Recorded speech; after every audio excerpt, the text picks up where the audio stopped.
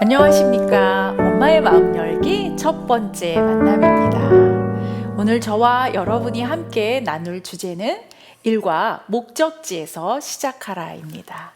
부제로는 오늘부터 귀한 유산을 남기는 삶을 살기입니다. 유산을 남기는 삶을 살기 위해서 우리에게 필요한 것이 있는데 그것은 바로 육아의 목적지를 분명하게 하는 것입니다. 오늘 초점을 함께 읽어보겠습니다. 오늘 우리가 엄마로서 하는 행동은 우리 모두의 내일에 영향을 줄 것이다. 단지 우리 자신의 내일뿐 아니라 우리 자녀들 그리고 그들의 자녀들에게도 영향을 준다. 따라서 우리는 함께 뒤에서부터 생각하기로 이 주제를 시작하고자 한다. 이는 유산을 물려주는 삶이 어떠한 모습인지를 생각하면서 우리보다 앞서 이 엄마됨의 여정을 떠난 이들로부터 무엇을 배울 수 있고 왜 사명이 중요한지를 살펴보는 것이다. 오늘의 이야기는 이렇게 구성이 되어 있습니다. 첫 번째는 유산이 있는 삶을 위해 무엇을 생각해야 하는지에 대해 살펴봅니다. 두 번째는 왜 뒤로부터 육아를 해야 하는지, 세 번째는 어떻게 유산을 남기는 삶을 시작할 수 있는지, 그리고 네 번째는 사명이 있는 엄마로 살기로 약속하는 것입니다. 미국의 사회학자인 토니 캠폴러가 이런 조사를 한 적이 있습니다. 90세 이상의 노인 50명에게 만약 다시 삶이 주어진다면 어떤 삶을 살고 싶은가 하는 것이었습니다. 여러분들은 어떤 삶을 살고 싶은가요? 아직 우리는 죽음을 생각할 나이는 아니지요. 그러나 이런 질문을 받았다면 어떻게 응답하시겠습니까? 만약 다시 삶이 주어진다면 첫 번째 1위는 날마다 반성하는 삶을 살겠다. 2위는 용기 있는 삶을 살겠다. 3위는 죽음 후에도 무언가를 남기는 삶을 살겠다라고 대답을 했습니다. 다시 태어난다면 없어지지 않을 참된 가치들을 추구하면서 살겠다는 것입니다. 우리는 어떻습니까? 내가 죽으면 내 아이들은 나를 어떤 엄마로 기억할 것 같습니까? 여러분들은 어떤 엄마로 기억되고 싶으신가요? 우리는 우리의 의지와 상관없이 어떤 식으로든 유산을 물려주게 되어 있습니다. 그 유산의 종류도 다양할 것입니다. 눈에 보이는 것일 수도 있고 또 눈에 보이지 않는 정신적인 것일 수도 있을 겁니다. 또 신앙적인 것일 수도 있겠지요. 여러분은 어떤 유산을 남기고 싶으신가요? 정말 우리가 유산을 남기려고 한다면 무엇을 알아야 할까요? 그것은 바로 무엇이 가치 있는 유산인가 하는 것을 고민해 보아야 합니다. 지금 보이는 이 글은 고 박완서 선생님의 글입니다. 제가 읽어드릴게요. 어제의 노고를 무로 돌리고 밤사이에 정확하게 제자리로 돌아와 쌓여있는 여자의 일 또 일. 빨랫거리, 연탄불 갈기, 먹을 것 장만하기, 청소 등 어젯밤에 분명히 다 끝낸 줄 알고 자리에 들었건만 아침이면 정확히 어제 아침만 한 부피로 돌아와 쌓여있는 일과의 영원한 일진일퇴의 싸움질. 시시포스의 신화는 바로 다름 아닌 여자의 이 허망한 노고를 이름이렸다. 정말 공감이 가는 이야기 아닌가요? 엄마로 산다는 것 정말 끝도 없는 일과의 연속입니다. 모두들 공감하시죠? 분명히 어제 저녁에 해야 할 일들을 다 끝내고 잤는데 다음날 아침이면 정확하게 어제만한 부피로 오늘 해야 할 일들이 고스란히 그대로 돌아와 있는 그 상황.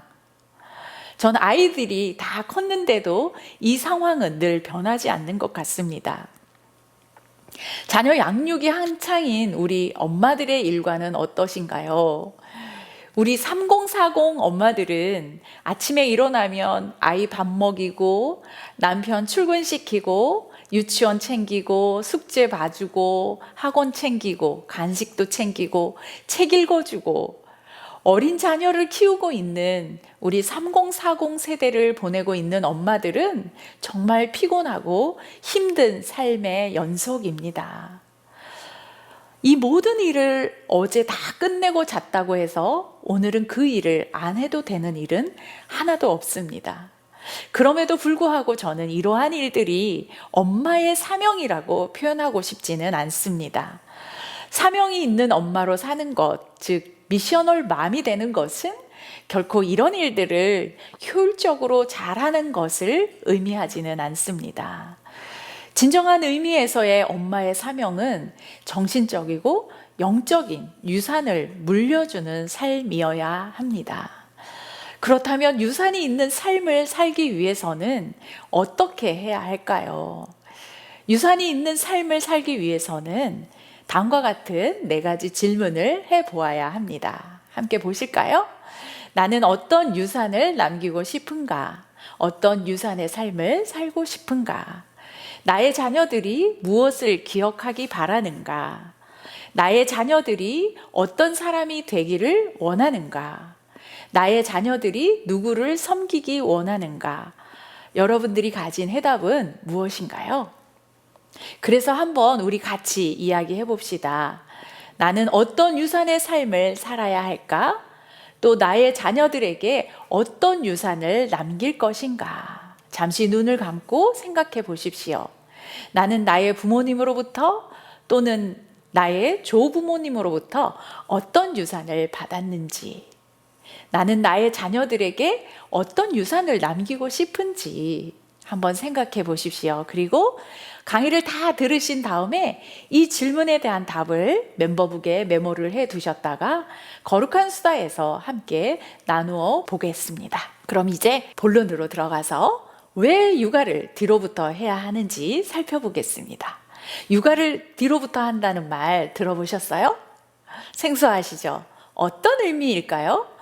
목적지를 먼저 정하고 육아를 하는 것입니다.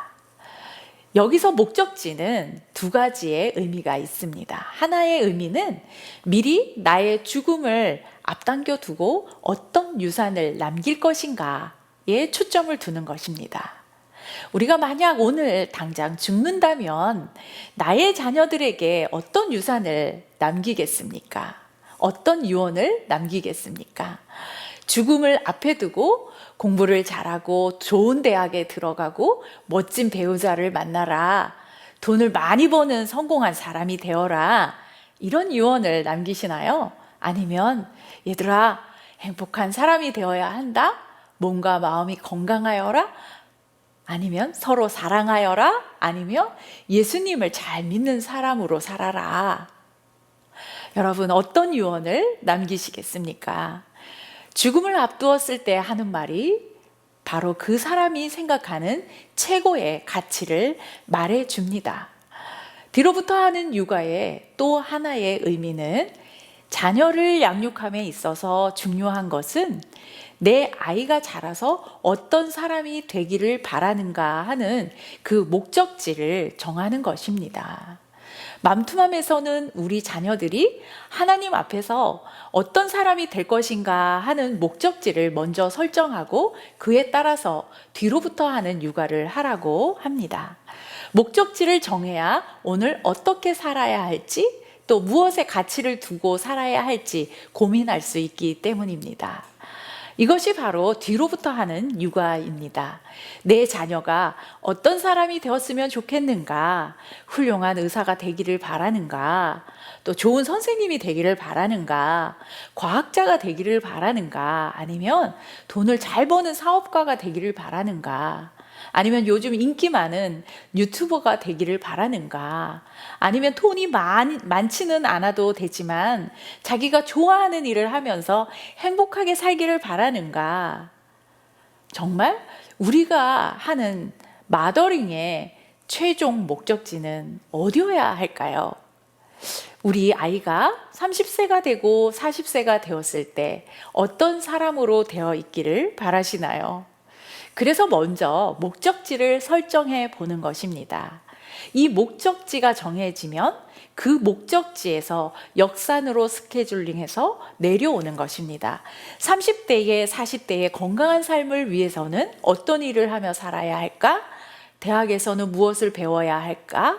또 그 대학에 가려면 고등학교에서는 어느 정도의 성적을 유지해야 할까? 또 중학교에서는 어떤 공부를 해야 하는지, 또 초등학교에서는 어떤 재능을 개발시켜 주어야 하는지 등 아래로 내려오면 오늘을 어떻게 살아야 하는지에 대한 질문을 만나게 되는 겁니다. 이것이 바로 뒤로부터 하는 육아입니다. 여러분, 내 아이가 지금 행복하지 않은데 갑자기 어른이 되면 행복해질까요? 물론 그럴 수도 있지요. 그러나 지금 행복해야 나중에도 행복할 수 있습니다. 또 내 아이가 지금은 남을 섬기는 걸 좋아하지 않는데 나중에 갑자기 어른이 되면 남을 섬기는 멋진 삶을 살 수 있을까요? 그럴 가능성도 아주 희박합니다. 그래서 중요한 사실, 그것은 바로 내일의 삶은 오늘의 삶이 쌓여서 이루어진다는 것입니다. 그렇다면 왜 목적지가 필요할까요? 앞에서 말한 것처럼 목적지에서 시작해야지만 오늘을 어떻게 살아야 할지, 무엇에 가치를 두고 살아야 할지 고민할 수 있기 때문입니다. 우리가 최종 목적지를 정하지 않으면 어떤 일이 일어날까요? 목적지를 정하지 않으면 비교하고 모방하게 됩니다. 다른 엄마들의 양육 방식과 또 나를 비교하게 됩니다. 목적지가 없으면 옆집 엄마가 하는 대로, 또 학교 친구 엄마가 하는 대로 따라하게도 됩니다. 그렇게 비교하고 모방을 하다 보면 제대로 된 목적지에 이르지 못할 수도 있습니다. 그러다 보니 두렵게 되고 또 쫓기는 자녀 양육을 하게 됩니다. 우리 엄마들은 어떤 두려움이 가장 클까요? 자녀 양육을 실패할까봐 하는 두려움이 가장 큽니다. 나의 자녀에게 어떤 문제가 생길 경우 배우자의 책망이나 또 비난을 받게 될까봐 두렵기도 하지요. 일정 부분 자녀 양육에 대한 책임이 엄마에게 더 기울어져 있기 때문입니다. 이런 두려움들을 해결하려면 우리에게는 무엇이 필요할까요? 바로 목적지에 대한 합의가 필요합니다. 엄마와 아빠가 함께 자녀 양육을 고민하고 합의하는 과정을 거쳐야 합니다. 이런 합의 과정이 없으면 그때그때 닥치는 대로 원칙이 없이 서두르는 육아를 하게 됩니다. 그럼 어떻게 할까요? 과연 맘투맘은 어떻게 뒤로부터 하는 육아를 도와줄 수 있을까요? 첫째는 가족을 위한 하나님의 계획을 바라보도록 가르쳐 줍니다. 여러분은 자녀를 양육하는 것이 하나님이 우리에게 주신 사명이라고 믿으시나요? 우리는 우리를 향한 하나님의 부르심이 있고 또 자녀들도 우리 자녀들을 향한 하나님의 부르심이 있습니다. 그것을 우리는 소명이라고 하죠. 우리는 우리 가족 각자에 대한 하나님의 부르심이 있다는 것을 바라보아야 합니다. 그래야 뒤로부터 하는 육아를 할 수 있습니다. 둘째는 먼저 엄마됨의 여정을 경험한 이들을 관찰하게 해줍니다. 그들의 실패담 또 경험담을 들으면서 우리가 왜 목적지를 세우고 오늘을 생각해야 하는지를 배우게 됩니다. 여러분, 가장 좋은 멘토는 누군지 아십니까? 예전에는 성공한 사람이 좋은 멘토가 되었습니다. 그런데 지금은 실패한 멘토가 더 인기가 있다고 합니다. 그들의 실패를 거울 삼아서 더 나은 발전을 할 수 있기 때문이라고 해요. 세 번째는 한눈 보기를 실행하도록 도와줍니다. 실제로 모노비전이라는 것은 안과에서 노안을 예방하거나 사실을 교정할 때 쓰는 치료법입니다. 좋은 눈으로는 원거리를 보게 하고 약한 눈으로는 가까운 거리를 보게 해서 양한 시력을 맞추는 것입니다. 이것을 육아에 적용하면 한눈으로는 오늘을 보게 하고 다른 한눈으로는 자녀의 내일을 보게 하는 것입니다. 그렇게 해서 멀리 보고 오늘을 어떻게 살아야 하는지를 살피게 하는 것이지요. 네 번째는 목적을 갖고 방향이 있는 육아를 하게 도와줍니다. 우리에게 고통스러운 일들 중에 하나가 있다면 아무 목적도 의미도 없이 어떤 일을 반복적으로 하는 것입니다. 그러하기에 맘투맘을 통해서 올바른 방향을 발견하는 것은 중요한 일입니다. 그래서 이 일과에서는 유산이 있는 삶을 지금 시작하라고 초청하고 있는 것입니다. 시편의 말씀을 함께 볼까요?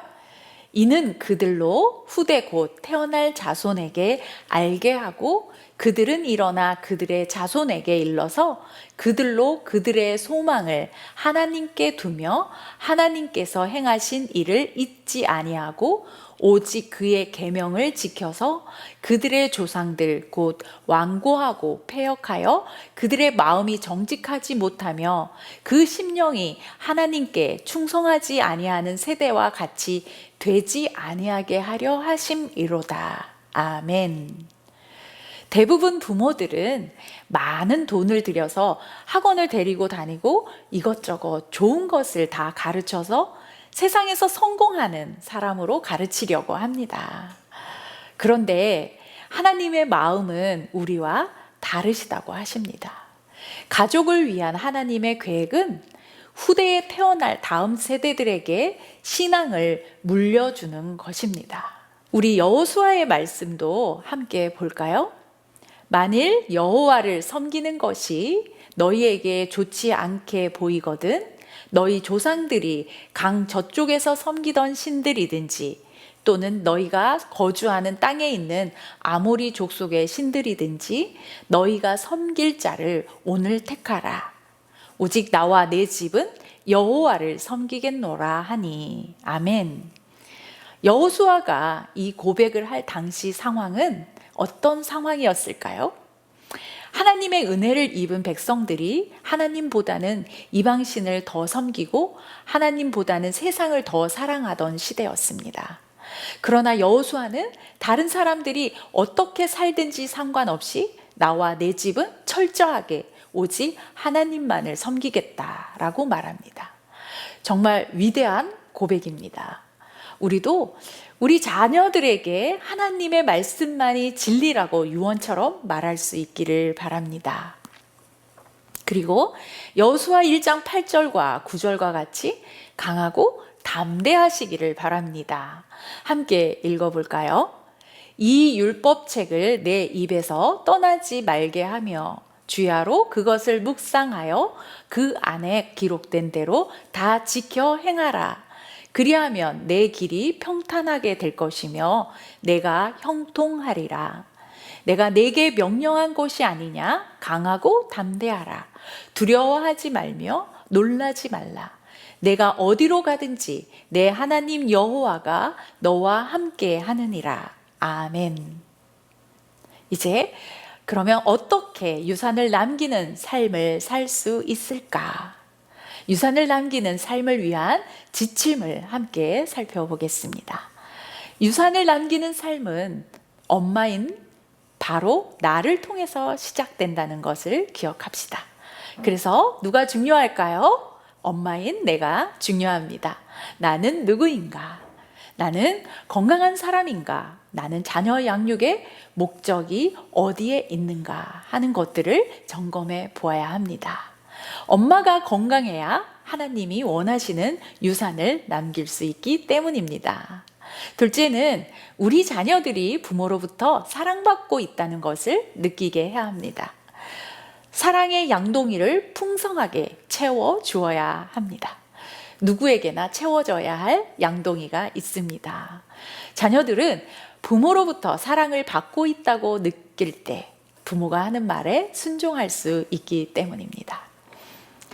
사랑을 느끼지 못하면 부모에게 좋은 본을 받을 수가 없습니다. 사랑은 주지 않으면서 자꾸만 자녀들에게 무엇을 해놓으라고만 하는 엄마가 있다면 그런 엄마를 뭐라고 부르면 좋을까요? 사채업자 같은 엄마이죠. 그런 엄마는 자녀에게 긍정적인 영향력을 미칠 수가 없습니다. 그리고 세 번째로 자녀에게 유산을 남기는 삶을 살려면 먼저 부모가, 엄마가 그 삶을 살아내는 모델링이 되어야 합니다. 모델링은 우리가 너무나 잘 알고 있기 때문에 따로 설명하지는 않겠습니다. 그 다음 유산을 남기는 삶을 위한 개인적인 실천을 위해서 우리가 어떤 것들을 기억하면 좋을지 그 몇 가지 진실들에 대해서 살펴보겠습니다. 그 첫 번째는 엄마인 내가 무엇을 하고 있느냐보다는 엄마인 내가 누구인지에 대해 아는 것이 더 선행되어야 한다는 것입니다. 우리는 좋은 엄마가 되기 위해 끊임없이 무엇인가를 해야 한다고 생각을 합니다. 간식도 챙겨주고 좋은 학원도 알아보고 엄마들 모임에 가서 교육적인 정보들도 챙기고 그래서 심지어는 뱃속에 있을 때부터 좋은 엄마가 되기를 위해서 아주 노력을 많이 합니다. 그런데 정말 중요한 것은 엄마가 누구인가 하는 정체성입니다. 엄마의 정체성이 자녀들의 건강한 성장에 영향을 미치기 때문입니다. 우리 거룩한 수다를 하게 될 텐데요.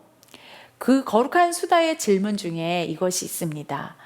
여러분은 여러분 자신을 누구라고 생각하십니까? 이 질문에 대해서 거룩한 수다 시간에 나누어 볼 건데요. 종이에다 1부터 10번까지 적어주시고 나는 누구인가 라는 질문에 답을 써보시면 됩니다. 나는 누구인가? 어떤 분은 잘 써 내려가실 수도 있겠지만 또 그렇지 못한 분들도 있을 것입니다. 왜냐하면 아마도 대부분의 경우 나를 돌아보면서 살기보다는 가족을 섬기고 가족을 위해서 희생하면서 사는 시간들이 많다 보니까 나를 돌아보기 힘들었던 그런 시간들 때문이지는 않을까 하는 생각이 듭니다. 이제 그 다음 두 번째 우리가 또 기억해야 할 사실은요. 육아는 우리 인생에서 그 어떤 것보다 우리의 핵심 가치를 드러낸다는 것입니다. 한 엄마가 공개 수업에 갔습니다. 네, 그날의 수업 주제가 우리 엄마가 좋아하는 것 그리기였다고 해요. 아이들이 무엇을 그렸을까요? 아이들이 그린 그림은 주로 명품 가방, 자동차, 옷, 반지, 보석 그런 것들이었다고 합니다. 엄마들은 한 번도 그런 것을 가르쳐 주지 않았지만 은연중에 엄마의 모습 속에서 엄마의 핵심 가치를 그렇게 파악한 것입니다. 정말 우리는 우리 자녀들에게 어떤 가치를 물려주어야 할까요? 그 다음 세 번째 진실은요. 엄마가 되어 간다는 것은 영적인 훈련이라는 것입니다. 엄마가 된다는 것은 우리의 육신과 또 생각뿐만 아니라 영혼까지도 새롭게 빚어가기 때문입니다. 육아를 통해서 하나님을 만나게 되고요. 또 하나님과 동행하는 삶을 살게 되기 때문입니다. 결코 육아가 희생만을 요구하는 과정이 아니라 그 속에서 하나님을 만나기 때문입니다. 그 다음은 실수할 수 있다는 것입니다. 실수는 불가피한 것이지만 언제나 용서가 준비되어 있다는 것을 기억하시기 바랍니다. 엄마는 늘 최선을 다하지만 또 자주 실수를 합니다. 후회를 합니다. 어떤 실수를 가장 많이 하시나요?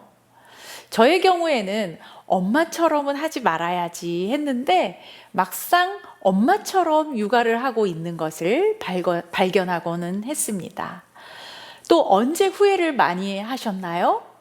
저는 아이를 혼내고 났을 때 아이가 혼이 난 후 흐느끼면서 잠을 자는 모습을 볼 때 내가 왜 이렇게까지 아이를 혼냈을까? 왜 참지 못하고 감정을 폭발해 버리고 말았을까? 하는 마음에 어른답지 못했던 부끄러움, 또 미안함이 몰려와서 후회를 하기도 했었습니다. 여러분도 그런 적이 있으셨나요? 그러나 여러분, 낙심하지 마십시오. 하나님께 다시 지혜를 구하고 다시 회복해 가면 됩니다. 너무 완벽하려고 하지도 마십시오. 우리는 인간인 이상 실수하게 되어 있습니다. 특히 초보 엄마들은 더욱더 그렇지요. 하나님은 우리가 실수하고 넘어져도 늘 우리를 있는 그대로 사랑하신다는 것을 믿고 용기를 내시기 바랍니다. 또 우리가 알아야 할 진실은 어려운 시간은 최고의 교사라는 것입니다. 동의하시죠? 제가 늘 마음에 담고 있는 말입니다. 의미 없는 고난은 없다. 부모로서 겪게 되는 많은 어려운 일들에는 분명히 하나님의 섭리하심이 있다는 것을 믿으시기 바랍니다. 이제 마지막 중요한 포인트 함께 읽어보실까요? 엄마가 된다는 것은 최고의 일이며 가장 어려운 일이다. 그리고 당신이 앞으로 할 일들 가운데 가장 중요한 일이다. 그러나 당신은 홀로 이 일을 할 수 없다. 우리는 서로가 필요하다. 그리고 하나님이 필요하다. 네. 마지막 결론입니다. 이것도 함께 읽어보겠습니다. 시작. 엄마의 사명은 중요하다. 네. 미션, 사명. 미션은 하나님이 하시는 일에 내가 참여하는 것을 의미합니다. 유산을 남기는 삶을 위해 하나님이 우리를 부르셨다는 것을 꼭 기억하시기 바랍니다. 이제 결론을 맺겠습니다. 여러분들 대부분은 비행기를 타보셨을 것입니다. 비행기를 타면 어떤 생각이 드시는가요? 저는 제일 걱정이 되는 것이 과연 이 비행기가 목적지에 아무 사고 없이 잘 도착할 것인가 하는 것입니다. 그래서 기장은 지난밤에 잠을 잘 잤을까? 또 출근하기 전에 부부싸움을 하고 오지는 않았을까? 컨디션은 괜찮은가 하는 생각을 하게 됩니다. 목적지에 잘 도착하려면 아무래도 기장의 역할이 중요하기 때문입니다. 우리의 인생에도 목적지가 있습니다. 인생의 항로도 있습니다. 인생의 항로가 순탄하기를 바라지만 언제 어떤 위험을 만날지, 어떤 난기류를 만나서 두려움에 쌓여 고생을 하게 될지 아무도 알 수가 없습니다. 그러나 오늘 우리가 확실히 기억하실 것은 우리 자녀들의 인생을 운행하는 조종사가 계시는데 그분이 바로 하나님이시다라는 것입니다. 이 하나님만 신뢰하면 우리 자녀들은 목적지에 안전하게 도착할 수 있습니다. 그런 하나님을 신뢰하면서 오늘부터 유산을 남기는 삶을 결단하고 그대로 살아내시기를 축복합니다. 오늘 배운 내용들이 여러분에게 어떤 도전과 새로운 깨달음을 주셨을까요? 다음 한 주간을 살면서 여러분의 삶에서 뒤로부터 하는 육아를 위해서 엄마로서 내가 무엇을 먼저 해야 하는지를 곰곰이 생각하며 삶의 자리에 적용해 보시고 실천하면서 살다가 다음 시간에 또 만나도록 하겠습니다. 다음 주에는 이과 당신은 어떤 엄마인가 를 가지고 여러분을 만날 텐데요. 다음 주에도 유익한 만남이 되도록 잘 준비해서 또 뵙도록 하겠습니다. 한 주간도 평안하시고 행복하십시오. 함께 기도하겠습니다. 하나님 아버지, 우리 가족을 향한 하나님의 계획하심을 감사드립니다. 부모의 사명을 감당하는 우리 모두가 귀한 유산을 남기는 삶을 자녀들에게 물려줄 수 있도록 격려하시고 그럴 만한 힘과 또 용기와 지혜를 언제나 공급하여 주옵소서. 우리가 자녀들의 인생 여정과 항로를 다 주관할 수 없고 모든 상황을 책임질 수 없다는 것을 고백합니다. 그러하기에 우리 모두에게는 주님이 필요합니다. 오직 주님만이 우리 자녀들과 우리 모두의 주인이 되어 주옵소서. 예수님의 이름으로 기도드립니다. 아멘. 수고하셨습니다.